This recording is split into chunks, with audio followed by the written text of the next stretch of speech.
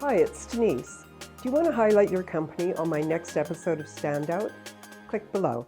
Hi, I'm Denise Summers of Standout, your host for the video series celebrating women founders and business leaders. Today we're joined by Lisa Baril of LCH Relations. Hi, Lisa, and welcome. Hello. I just want to acknowledge that before we go any further and talk about some of my stories.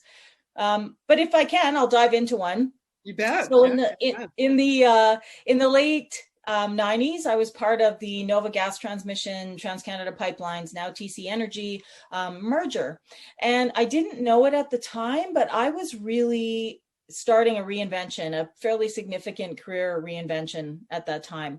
So I worked on some really exciting things. So I worked on a plan to introduce the new CEO to staff. I coached leaders around talking to employees about what the changes would be and how they would impact them and what they meant. I worked with the IT department and created an ombudsman program because they were going to potentially be outsourced. I wrote speeches for leaders about culture change and how culture would be reflected in this new organization. And I even coordinated a goodbye to Nova Gas transmission party, a farewell of sorts. So what I didn't know at the time is that I was actually becoming a change management person. And I didn't know that. I was doing these things, but I really didn't know that at the time. So sorry, go ahead, Denise.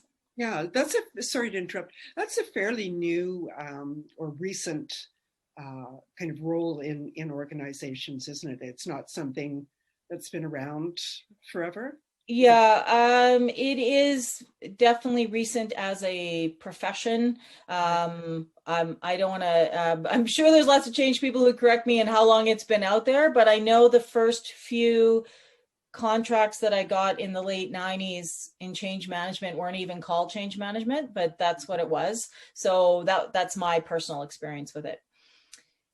So as part of this change, I was given a career transition package.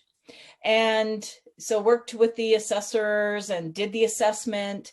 And they essentially sort of pushed this assessment to me and said, are you sure you don't want to run your own business? Are you sure you don't want to run your own business? And I said, oh, no. That's for when I'm in my 50s. I'm 58, by the way. I'm not ready. I'm going to keep doing full-time work. So I didn't take the small business package. I took the community service package. Lo and behold, several interviews and no offers later, I started my own business. And I will say that it wasn't an easy start. So I got a client and I thought, yay, I'm on my way, smooth sailing. But then I didn't have a client, and then I didn't have a client, and then I was going through a divorce, and it still sticks with me a lot. I went to buy some groceries, probably $40 worth, and went to pay insufficient funds. And I remember standing there. I left the store crying. I felt shame. And I just wondered, all the thoughts came back to my head. No, you shouldn't do this. You're not ready. How do you think this was going to happen? All of those, very negative self-talk and just a lot of fear.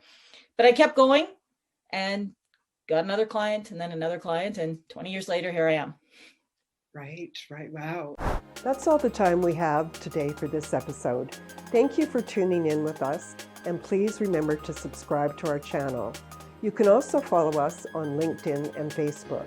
We have new content being released every day.